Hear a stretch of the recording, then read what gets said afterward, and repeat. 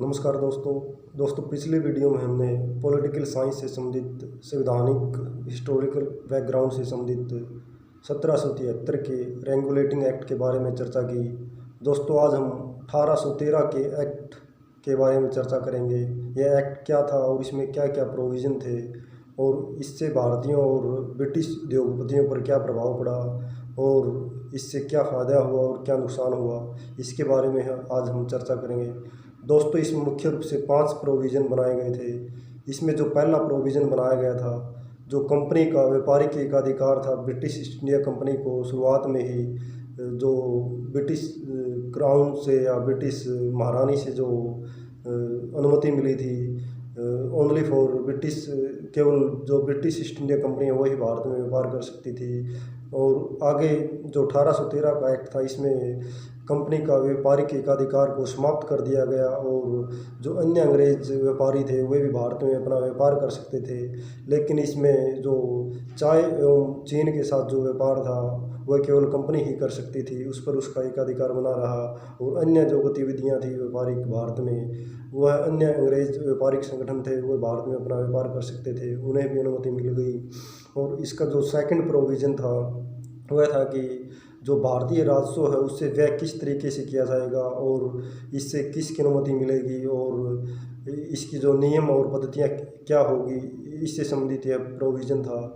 इसमें जो भारतीय राजस्व से संबंधित यदि व्यय करना है तो इसके लिए जो कलकत्ता, मद्रास और मुंबई की जो सरकारें हैं उन्हें यदि वो पैसा निकालना चाहती है तो इसके लिए उन्हें ब्रिटिश संसद की अनुमति लेनी पड़ेगी। विदाउट ब्रिटिश संसद की अनुमति के वो इस राजस्व से पैसा नहीं निकाल सकते थे। और इसका जो थर्ड प्रोविज़न था, जो गवर्नर जनरल की नियुक्ति से संबंधित और जो प्रधान सेनापति थे कंपनी के उनसे संबंधित था, जो इसमें प्रोविज़न किया गया कि कंपनी अपने स्तर पर अपने गवर्नर जनरल और प्रधान सेनापतियों की नियुक्ति कर सकती है।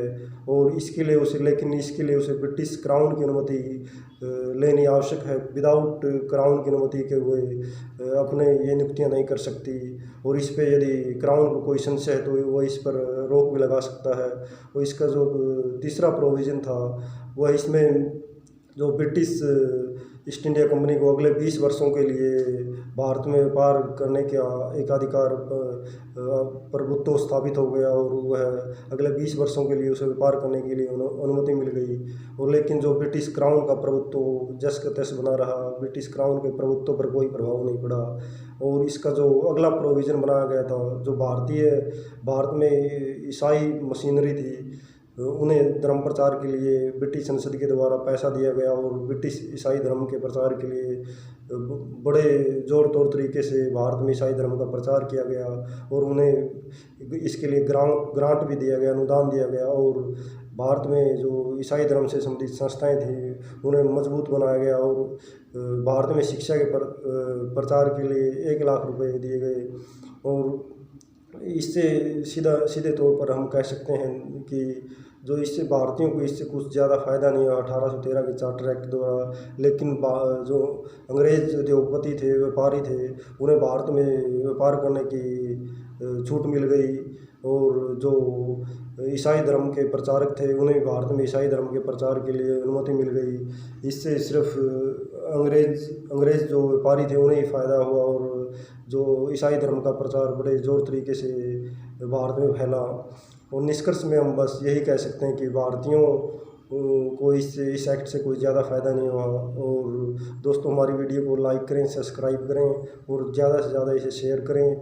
हम यूजीसी नेट पॉलिटिकल साइंस से संबंधित वीडियो डालते रहते हैं और जो भी हो आप हमारी सहायता करें। धन्यवाद। ओके।